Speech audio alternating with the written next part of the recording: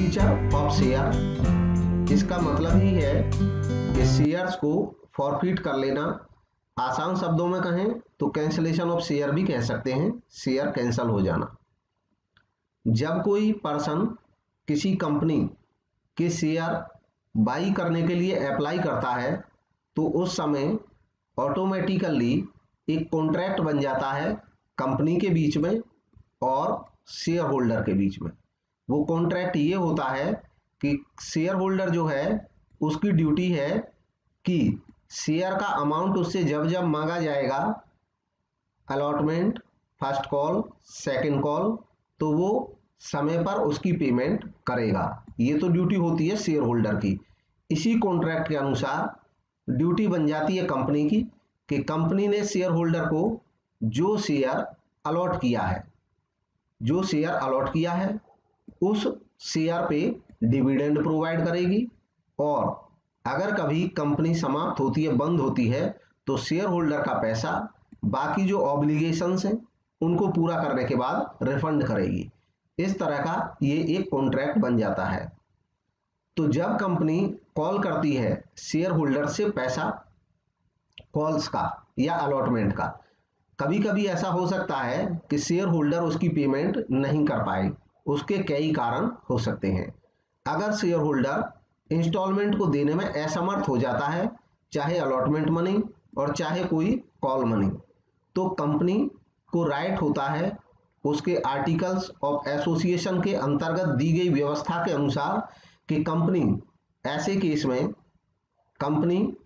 में शेयर को कैंसल कर सकती है। शेयर को कैंसल करने का मतलब है कि जो शेयर होल्डर है अब उससे कंपनी का रिलेशन नहीं रहा, और उस शेयर होल्डर ने जो पैसा अब तक कंपनी को इस शेयर पे दिया था वो पैसा कंपनी जब्त कर लेगी, क्योंकि इस कॉन्ट्रैक्ट को तोड़ने का जो काम किया है वो शेयर होल्डर ने किया है। शेयर होल्डर की जो अपनी ड्यूटी थी वो उसने नहीं निभाई, उसने अलॉट या कॉल्स का पैसा पे नहीं किया। इसके बाद फॉरफीचर का ट्रीटमेंट कैसे करते हैं बुक्स में, यानी कि अकाउंटिंग ट्रीटमेंट क्या होता है फॉरफीचर ऑफ शेयर्स के केस में। जब कंपनी शेयर को कैंसल करती है तो जो शेयर कैपिटल होती है, शेयर कैपिटल का मतलब होता है जैसे किसी बिजनेस के केस में कैपिटल होती है, कैपिटल होता है फंड प्रोवाइडेड बाय ओनर, ठीक वैसे ही कंपनी में भी जो शेयर कैपिटल रहती है ये share capital fund provided by share holder होता है।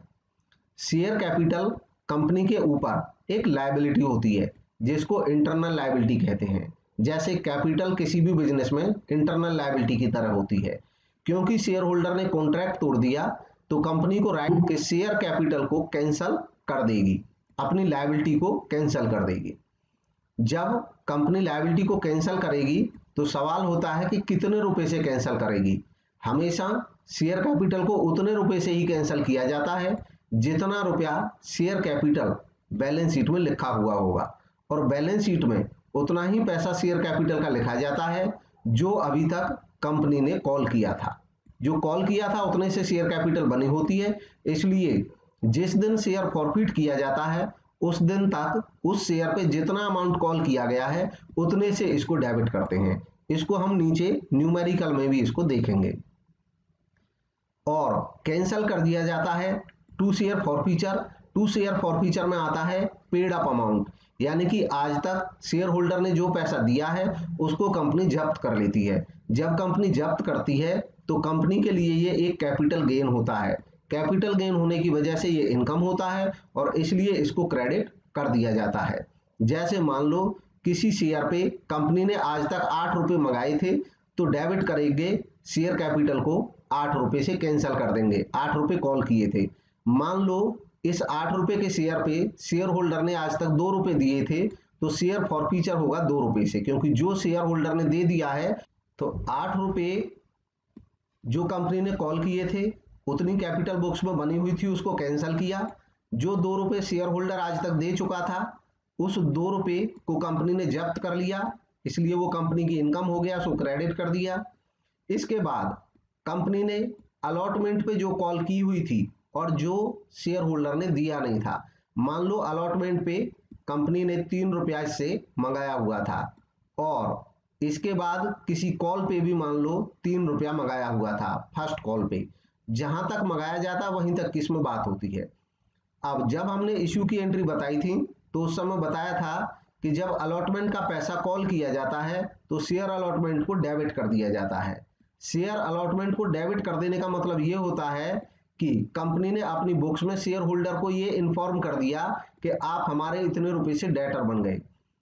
एक क्वेश्चन किसी दिन किसी ने किया था इससे रिलेटेड कि शेयर अलॉटमेंट या शेयर फर्स्ट कॉल या शेयर एप्लीकेशन अकाउंट, इनकी नेचर क्या होती है। तो देखिए इनकी नेचर क्या होगी ये आप स्वयं आइडिया लगा सकते हैं। मैं खाली इतनी बात बोलता हूं कि जब कंपनी अलॉटमेंट कॉल करती है तो अलॉटमेंट को डेबिट करती है, और अलॉटमेंट को डेबिट करने का मतलब ये होता है कि अब जो शेयर होल्डर्स हैं वो कंपनी के डेटर बन गए इतने रुपए से जितने रुपए कंपनी ने अलॉटमेंट में मंगाए। अगर कंपनी ने अलॉटमेंट पे 3 रुपए मंगाए एक शेयर पे, यानी कि एक शेयर के लिए शेयर होल्डर जिस पर्सन ने एक शेयर खरीदा होगा वो कंपनी की बुक्स में एक तरह से डेटर हो गया 3 रुपए का, और इसी कारण से हम यहाँ शेयर अलॉटमेंट को डेबिट करते हैं।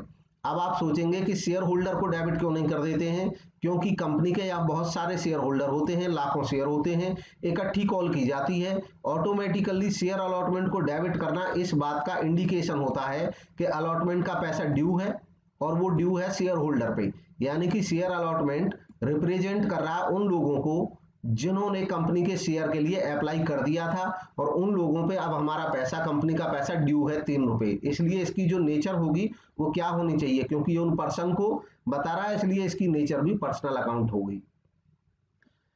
हाँ, तो आगे बढ़ते हैं। जब अलॉटमेंट ड्यू कर दिया 3 रुपए का, अब हमें पता चला है कि उस पर्सन ने अलॉटमेंट बार बार मांगने के बावजूद भी नहीं दिया, और अब हम उसका शेयर कैंसिल कर रहे हैं। क्योंकि उसका शेयर कैंसिल कर रहे हैं, हमने जब उसका शेयर ही कैंसिल कर दिया तो जो ड्यू हमने कर रखा था अलॉटमेंट वो भी नेचुरली कैंसिल हो जाएगा।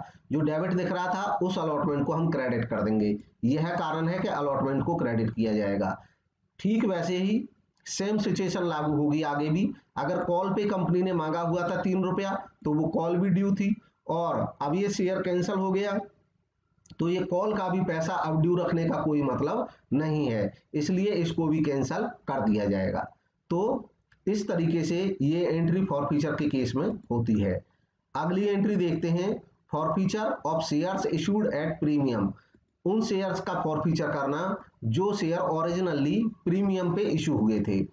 प्रीमियम पे इशू हुए थे यानी कि मान लो कोई 10 रुपए का शेयर था और कंपनी ने उस पर 2 रुपए प्रीमियम भी मांगा था, तो ये प्रीमियम पे इशू किए हुए शेयर थे।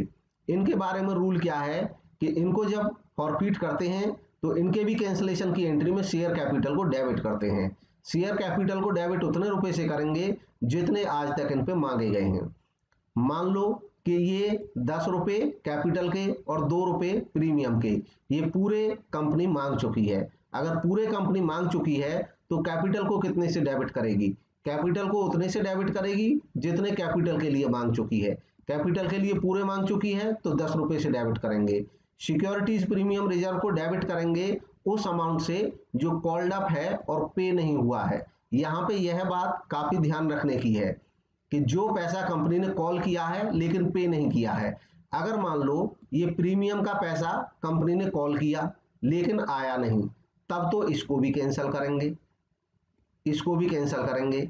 लेकिन अगर मान लो कि ये प्रीमियम का पैसा आ चुका है 2 रुपया, मान लो ये एप्लीकेशन पे ही आ चुका है, तब इसको कैंसिल करने की जरूरत नहीं है। इस पॉइंट को नोट करके रखेंगे। उसका मैं कारण भी यहाँ पे बता देता हूं कि जब हम सिक्योरिटी प्रीमियम का पैसा हमने मंगाया हो, जब इश्यू की एंट्री करते हैं उस समय पे हम प्रीमियम का पैसा मांगते हैं तो सिक्योरिटी प्रीमियम रिजर्व को भी हम क्रेडिट कर देते हैं। तो हमने मंगाया लेकिन वो आया नहीं, जब वो आया ही नहीं तो सिक्योरिटी प्रीमियम रिजर्व को अब हम अपनी बुक्स में आगे कंटिन्यू नहीं कर सकते हैं क्योंकि वो पैसा आया ही नहीं, तो हमारी मजबूरी है उसको कैंसिल कर देना। अब दूसरा केस लेते हैं कि अगर ये सिक्योरिटी प्रीमियम रिजर्व का पैसा आ चुका है तब इसको डेबिट क्यों नहीं करते हैं, क्योंकि अगर सिक्योरिटी प्रीमियम रिजर्व का पैसा आ चुका है तो हमें पता है कि ये जो 2 रुपए प्रीमियम आ चुका है ये कंपनी के लिए कैपिटल गेन है, कैपिटल गेन पूंजीगत लाभ।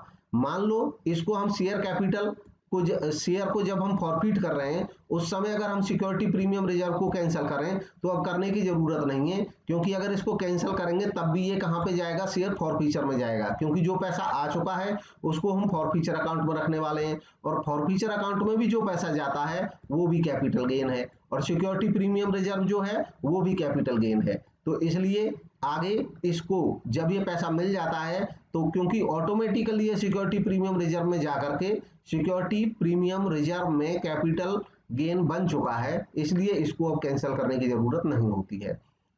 तो इस पॉइंट को नोट करेंगे। इसके बाद टू शेयर फॉरफीचर वैसे ही जैसे पिछली एंट्री में बताया था, जो एक्चुअल पैसा आ चुका है उतने रुपए को हम फॉरफीचर में लिख देते हैं और जो पैसा एक्चुअल में आ चुका है वो भी केवल इस कैपिटल वाला पैसा, प्रीमियम वाला नहीं कंसीडर होता है, क्योंकि प्रीमियम आ चुका है तो प्रीमियम को तो कैंसिल ही नहीं किया जाता है। आगे देखते हैं शेयर अलॉटमेंट। ठीक वैसे ही जैसे पिछले केस में डिस्कस किया था, शेयर अलॉटमेंट जितना पैसा ड्यू है, अलॉटमेंट डेबिट हुई पड़ी है, उतने से अब उस ड्यू को हम कैंसिल कर देंगे, क्योंकि शेयर फॉरफिट हो रहा है, शेयर कैंसिल हो रहा है। शेयर कॉल अकाउंट को हम इंडिविजुअल लेवल पे इसको भी कैंसिल कर देंगे, क्योंकि ये भी ड्यू हुआ पड़ा है बुक्स में। जब शेयर कॉल मंगाते हैं तो शेयर फर्स्ट कॉल डेबिट या शेयर फाइनल कॉल डेबिट भी करते हैं, उसका मतलब होता है कि वो ड्यू है शेयर होल्डर पे, लेकिन अब शेयर होल्डर का हमने शेयर ही जब्त कर लिया, कैंसिल कर दिया, तो वो ड्यू भी अब नहीं रहेगा, इसलिए उस ड्यू को भी कैंसिल कर दिया जाता है क्रेडिट करके। बाकी इसको हम अभी न्यूमेरिकल देखेंगे, वहां पे ये आसानी से समझ आ जाएगा। अगला टॉपिक देखते हैं, रीइश्यू ऑफ फॉरफिटेड शेयर्स। जब कंपनी शेयर्स को फॉरफिट कर लेती है तो कंपनी को राइट होता है, अगर उसके आर्टिकल्स अलाउ करते हैं तो कंपनी अपने फॉरफिटेड शेयर्स को बाद में किसी अन्य व्यक्ति को बेच सकती है, उसको कहते हैं रीइश्यू ऑफ फॉरफिटेड शेयर। जब्त किए गए शेयर्स को फिर से मार्केट में बेच देना। फॉरफिटेड शेयर्स रीइश्यू किए जा सकते हैं एट पार पे भी, एट प्रीमियम पे भी, एट डिस्काउंट पे भी। यहाँ पे ध्यान दें, हम री इशू की बात कर रहे हैं, हम ओरिजिनल इशू की बात नहीं कर रहे। ओरिजिनल इशू आज की डेट में कंपनीज एक्ट 2013 बनने के बाद कोई कंपनी डिस्काउंट पे इशू नहीं कर सकती है, लेकिन री इशू के केस में शेयर को एट पार पे भी इशू कर सकते हैं, री इशू प्रीमियम पे भी कर सकते हैं, डिस्काउंट पे भी कर सकते हैं। लेकिन अगर री इशू हम डिस्काउंट पे करते हैं तो इसके साथ एक कंडीशन जुड़ी होती है कि ये डिस्काउंट मैक्सिमम कितना हो सकता है। तो आज की डेट में जो वर्तमान रूल है, प्रोविजंस है कंपनीज एक्ट के, वो ये कहते हैं कि रीइश्यू के समय अगर कोई कंपनी शेयर्स पे डिस्काउंट देती है तो ये डिस्काउंट ज्यादा से ज्यादा उतना दिया जा सकता है जितना इन फॉरफिटेड शेयर्स पे जितना पैसा कंपनी ने फॉरफिट कर रखा था, यानी कि फॉरफिटेड अमाउंट। ये जो डिस्काउंट है ये कैपिटल लॉस है, ये जो फॉरफिटेड शेयर्स पे फॉरफिटेड मनी था वो कैपिटल गेन था।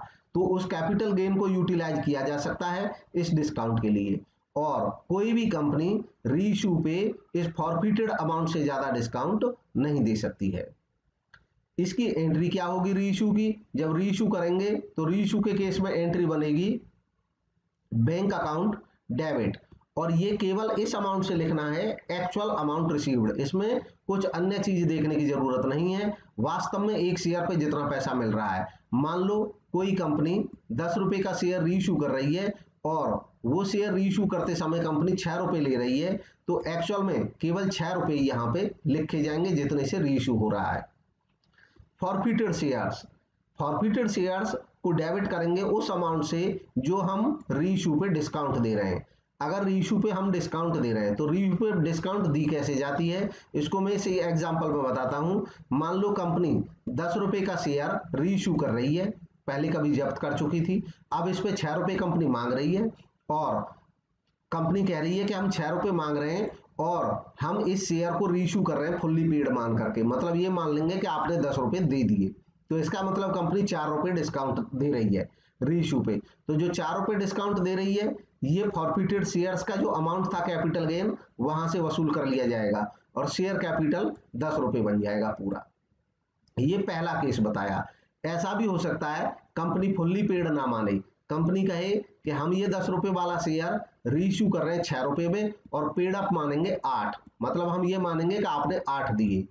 तो जब ये मानेंगे तो इसका मतलब केवल हम 2 रुपए का डिस्काउंट दे रहे हैं, और तब फॉरफिटेड शेयर्स जो डेबिट होगा वो केवल 2 रुपए से होगा, 2 रुपीज से, यहाँ पे मैं नेट लिख देता हूं फिर से 2 रुपीज से, और जो कैपिटल भी बनेगी वो भी 10 रुपए से ना बन करके केवल 8 रुपए से बनेगी, जितने रुपए हम पेड अप मान रहे हैं। तो इस तरीके से एंट्री की जाती है। एक तीसरा केस और हो सकता है कि कंपनी मान लीजिए 10 रुपए का शेयर 12 रुपए में रीइश्यू कर दे। अगर कंपनी के शेयर की अच्छी डिमांड है तो कंपनी रीइश्यू पे ऐसा भी कर सकती है। जब ऐसा करेगी तो एक सिचुएशन और अलग हो जाएगी। उस सिचुएशन को भी मैं इस एंट्री में अभी करके दिखाता हूं। मान लो 10 रुपए का शेयर है और कंपनी कह रही है कि हम इस 10 रुपए के शेयर को 12 रुपए में रीइश्यू कर रहे हैं। जब कंपनी 10 रुपए के शेयर को 12 रुपए में रीइश्यू कर रही है तो बैंक अकाउंट डेबिट वही एक्चुअल अमाउंट रिसीव्ड यहाँ पे 12 रुपए आ जाएगा, और फॉरफिटेड शेयर क्योंकि हमने कोई डिस्काउंट दिया ही नहीं तो यहाँ पे कुछ नहीं आएगा। शेयर कैपिटल जितना रुपया पेड अप मानेंगे, अब अगेन यहाँ पे भी वही रूल लागू होगा। फुल्ली पेड अप मानेंगे तो 10 रुपए, 8 पेड अप मानेंगे तो 8 रुपए, 7 पेड अप मानेंगे तो 7 रुपए। और इस पेड अप का मतलब ये है, कंपनी ये कह रही है कि आपका हम ये जो रीइश्यू कर रहे हैं हम इतने रुपए मानेंगे कि आपने हमें पे कर दिए हैं। इसके बाद जो ऊपर का पैसा है यानी कि 10 रुपए फुल्ली पेड अप माना था कंपनी ने और रुपए लिए 12 तो 2 रुपए ज्यादा लिए, ये सिक्योरिटी प्रीमियम हो गया और ये सिक्योरिटी प्रीमियम रिजर्व में चला जाएगा। तो इस तरीके से रीइश्यू की एंट्री की जाती है। अब यहाँ पे कुछ चीजें नोट करने लायक हैं। Amount of discount allowed can not exceed the amount that had been received on forfeited share. Discount allowed जो रीइश्यू की बात हो रही है, रीइश्यू पे जो डिस्काउंट अलाउड होता है वो कभी भी फॉरफिटेड शेयर्स पे जितना पैसा फॉरफिट किया था उससे ज्यादा नहीं हो सकता है। फॉरफिट क्या कौन सा पैसा किया होता है? जो शेयर होल्डर ने अपने शेयर पे कर दिया था। नेक्स्ट है discount allowed on reissue of forfeited share should be debited to forfeited shares account. क्योंकि रूल है कि जो रीइश्यू पे डिस्काउंट दिया जाएगा वो फॉरफिटेड शेयर से ही दिया जा सकता है, इसलिए डिस्काउंट अलाउड को हम चार्ज कर लेते हैं डायरेक्टली फॉरफिटेड शेयर से, इसलिए सीधे फॉरफिटेड शेयर्स अकाउंट को ही डेबिट करते हैं। इससे जो फॉरफिटेड शेयर मनी होता है हमारा कैपिटल गेन वो कम हो जाता है। बैलेंस यदि कोई बच जाता है बाद में शेयर फॉरफिटेड अकाउंट में, क्योंकि मान लो हमने एक शेयर पे 3 रुपए जब्त किए, जब रीइश्यू किया तो 2 रुपए डिस्काउंट किया रीइश्यू पे, तो 2 रुपए तो हमने रीइश्यू पे यूज कर लिए 3 रुपए में से, अब बच गया 1 रुपया। अगर रीइश्यू करने के बाद शेयर्स को रीइश्यू करने के बाद फॉरफिटेड में कुछ पैसा बच जाता है तो ये शुद्ध पूंजीगत लाभ हो जाता है, नेट कैपिटल गेन हो जाता है, और इसलिए कैपिटल रिजर्व में इसको ट्रांसफर कर दिया जाता है। जो पैसा बचेगा उसको ट्रांसफर कर दिया जाता है कैपिटल रिजर्व में। इस प्रोसेस को हम न्यूमेरिकल से समझेंगे, समझ आ जाएगी आसानी से। जो पैसा बच जाता है उसकी एंट्री हो जाती है forfeited shares account debit to capital reserve. एक न्यूमेरिकल यहां पे देखेंगे। एग्जांपल, ए लिमिटेड है, मान लो उसने 1000 शेयर इशू किए 10 रुपए का प्रति एक। सभी शेयर सब्सक्राइब हुए पब्लिक के द्वारा। 3 रुपए एप्लीकेशन पे मांगे कंपनी ने, जो 10 रुपए हैं उनको 3 रुपए एप्लीकेशन पे मांगा, 4 रुपए अलॉटमेंट पे मांगा, 3 रुपए फर्स्ट और फाइनल कॉल पे मांगा। जब फर्स्ट ही फाइनल हो जाए तो फर्स्ट एंड फाइनल बोल देते हैं। तो 3 और 4 7 और 3 10 रुपए टोटल कंपनी मांग चुकी 3 बार में। विक्रम एक शेयर होल्डर था 100 शेयर का, उसने एप्लीकेशन मनी पे कर दिया लेकिन वो अलॉटमेंट मनी और कॉल मनी नहीं दे पाया। मतलब ये एप्लीकेशन के 3 रुपए विक्रम ने दे दिए अपने 100 शेयर पे, लेकिन बाद का ये पैसा 4 रुपए अलॉटमेंट और 3 रुपए फर्स्ट एंड फाइनल कॉल का पे नहीं कर पाया। On his failure company forfeited है शेयर। जब वो फेल कर गया तो कंपनी ने उसके शेयर फॉरफिट कर दिए, जब्त कर लिए। तो क्या एंट्री होगी? All forfeited shares reissued to Chetan at ₹8 per share fully paid up. बाद में ये पूरे के पूरे 100 फॉरफिटेड शेयर, जो इसके फॉरफिटेड शेयर विक्रम के जब्त किए थे कंपनी ने, वो चेतन को बेच दिए 8 रुपए के रेट से फुल्ली पेड मान करके। यानी कि चेतन को कह दिया तुम 8 रुपए ही दे दो, हम ये मान लेंगे तुमने 10 दे दिए। तो अब इसकी एंट्री किस तरीके से होगी? इस केस की एंट्री बनेगी, फॉरफीचर की जो एंट्री होगी इक्विटी शेयर कैपिटल डेबिट, जितना उसने मंगाया था शेयर पे। तो क्योंकि हमने कहा कि फाइनल कॉल भी नहीं दिया, फर्स्ट एंड फाइनल कॉल, इसका मतलब first and final call company ने मांगा था, तो फाइनल तक मांगा था यानी कि 10 रुपए मांगे थे। तो जो कॉल्ड अप अमाउंट हो गई 100 शेयर पे। अब जितने शेयर जब्त करेंगे उतनों के ही जब्त करने की एंट्री होगी, याद रखें। केवल विक्रम के 100 शेयर जब्त कर रहे हैं तो उसी की एंट्री होगी। 100 रुपये 10 रुपये के रेट से उसकी जो कैपिटल आज तक हमने अपनी बुक्स में बनाई थी उसको अब कैंसिल कर देंगे 1000 से। जो पैसा वो दे चुका था, तो वो 3 रुपये केवल एप्लीकेशन के दिए थे, तो जो एप्लीकेशन के 3 रुपये उसने दिए थे हम उन्हीं को यहाँ पे जब्त करेंगे 3 रुपये को। तो एंट्री हो जाएगी 300 रुपये से हमने ये क्रेडिट कर दिया शेयर फॉरफीचर अकाउंट को। अलॉटमेंट पे जो पैसा उसने नहीं दिया था 4 रुपये, वो हमने अलॉटमेंट मांगते समय ड्यू किया होगा, डेबिट किया होगा। अब उस डेबिट को हम कैंसिल कर देंगे। विक्रम हमारे शेयर अलॉटमेंट से एक तरह से डेटर बना हुआ था हमारा 400 का, अब हमने उसका शेयर ही जब्त कर दिया, तो उसका जो ड्यू है वो भी अब हम कैंसिल कर देंगे, 400 रुपये से क्रेडिट कर दिया ड्यू को। ठीक वैसे ही हमने फर्स्ट एंड फाइनल कॉल पे उससे 3 रुपये मांग रखे थे, उनको भी अब हम कैंसिल कर देंगे। तो इस तरीके से ये एंट्री बन जाएगी फॉरफीचर की। बाद में हमें बताया गया कि ये 100 शेयर 8 रुपये के रेट से रीइश्यू कर दिए, तो जो एक्चुअल पैसा मिला वो 100 शेयर पे 8 रुपये के रेट से 800 रुपया मिला, और शेयर फॉरफीचर अकाउंट डेबिट हो जाएगा 100 शेयर पे, क्योंकि हमने 8 रुपये लिए और पेड अप मान लिए 10 रुपये, तो इसका मतलब 2 रुपये डिस्काउंट दिया रीइश्यू पे, और रीइश्यू पे जो डिस्काउंट है वो कहाँ से चार्ज किया जाता है, फॉरफीचर से। फॉरफीचर से ले लिया 200 रुपये। शेयर कैपिटल जितना हमने पेड अप माना, फुल पेड अप माना तो फुल 10 रुपये से कैपिटल बना दी 1000 रुपये। अब यहाँ पे ध्यान देने की बात है कि जितने 100 शेयर हमने फॉरफीच किए वो सारे के सारे शेयर हमने रीइश्यू भी कर दिए। तो अब देखेंगे कि फॉरफीचर पे कंपनी ने कमाए थे 300 रुपये, तो 300 रुपये जो फॉरफीचर पे कमाए थे तो यूज कितने हो गए, इन शेयर को रीइश्यू करते समय 100 रुपये पे 2 रुपये के रेट से 200 रुपये, तो 200 रुपये की ये डिस्काउंट घट जाएगी, क्योंकि ये 300 रुपये जो कमाए थे तो 200 का यहाँ पे लॉस हो गया। अल्टीमेटली हमारे पास बचा 300 में से 200 गया तो 100 रुपया, जो 100 बचा वो कंपनी के लिए शुद्ध पूंजीगत लाभ, नेट कैपिटल गेन है, इसलिए इसको कैपिटल रिजर्व में ट्रांसफर कर दिया जाएगा, share forfeiture account debit to capital reserve. तो ये इस तरीके से इसका ट्रीटमेंट कर सकते हैं। नेक्स्ट देखेंगे एग्जाम्पल 2।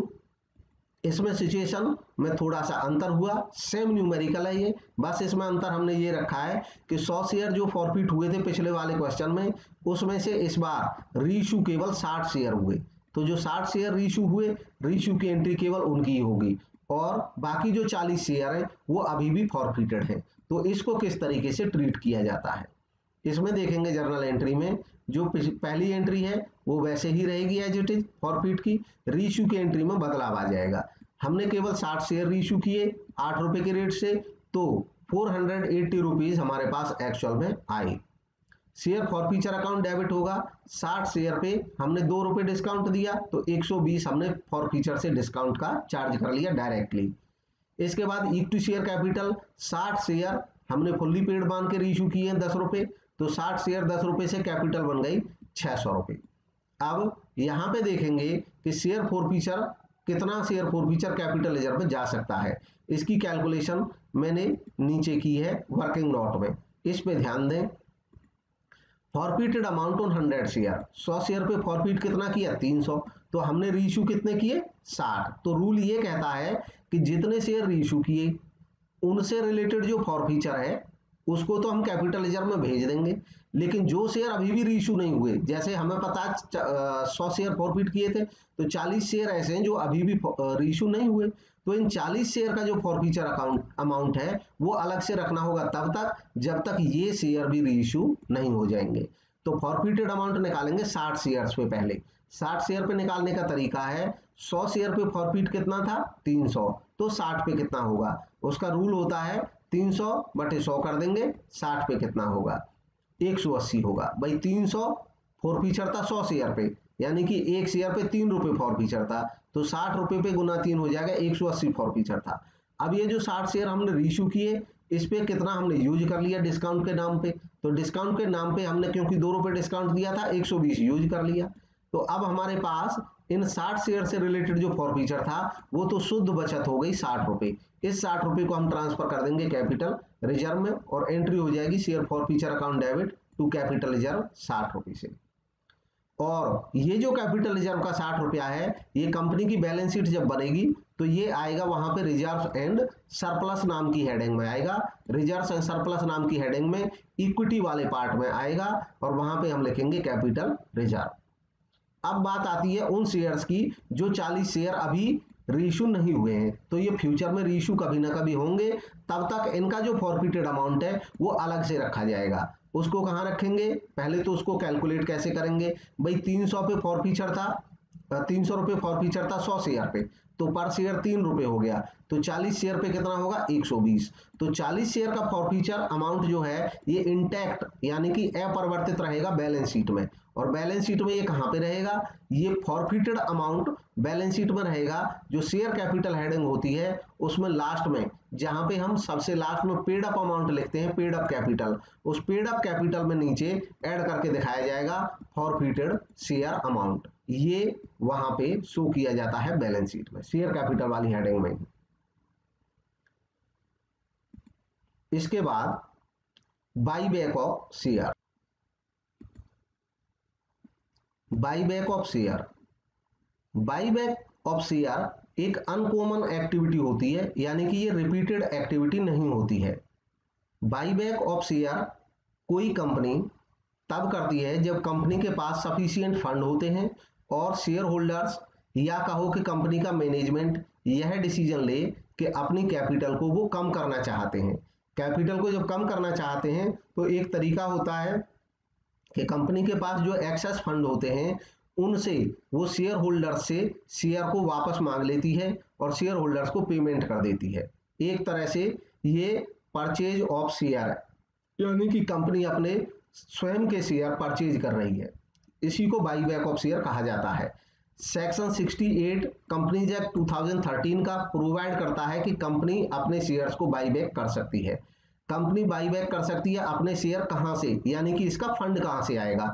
इस पे कई दफे क्वेश्चन आता है, इस टाइप का बाईबैक का जो क्वेश्चन ज्यादातर है वो कई एग्जाम्स में यहां से बन के आया है, मल्टीपल चॉइस क्वेश्चन, कि वो फंड कहां से, यानी कि कौन से फंड का यूज कर सकती है। तो बाईबैक में फंड यूज कर सकती है फ्री रिजर्व। कंपनी के पास फ्री रिजर्व का मतलब हो गया ऐसे रिजर्व जो किसी खास मकसद के लिए ईयर मार्क्ड नहीं किए गए हैं, जैसे प्रॉफिट एंड लॉस अकाउंट का क्रेडिट, स्टेटमेंट ऑफ P&L बोलते हैं, स्टेटमेंट ऑफ P&L का क्रेडिट, बैलेंस या general reserve. Securities premium, securities premium reserve जो होता है उससे भी बाईबैक कर सकती है। इसके अलावा from the proceeds of any share और अदर स्पेसिफाइड सिक्योरिटीज, या कोई अन्य शेयर या अन्य कोई सिक्योरिटी इश्यू करके उससे जो प्राप्त होगा वहां से किया जा सकता है। अमाउंट ऑफ बाईबैक, बाईबैक का जो अमाउंट होगा शेयर्स का किसी फाइनेंशियल ईयर में should not exceed 25% of paid up capital and free reserve, यानी कि कोई कंपनी जो बाईबैक करेगी भी तो उस पे एक लिमिट है, और वो ये लिमिट ये है कि कंपनी की जितनी पेड अप कैपिटल है और प्लस में फ्री रिजर्व है। फ्री रिजर्व का मतलब अगेन वही हो गया जो ईयर मार्क्ड नहीं है, कंपनी के P&L अकाउंट का बचा हुआ बैलेंस या जनरल रिजर्व या रिजर्व फंड, इन सबको मिलाकर के इसके टोटल 25% से ज्यादा के शेयर्स को बाईबैक नहीं कर सकती है।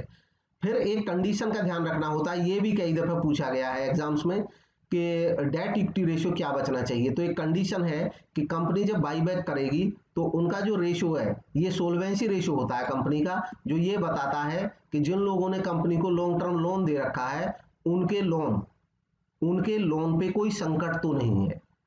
तो ये रेशियो 2:1 मेंटेन करना पड़ता है।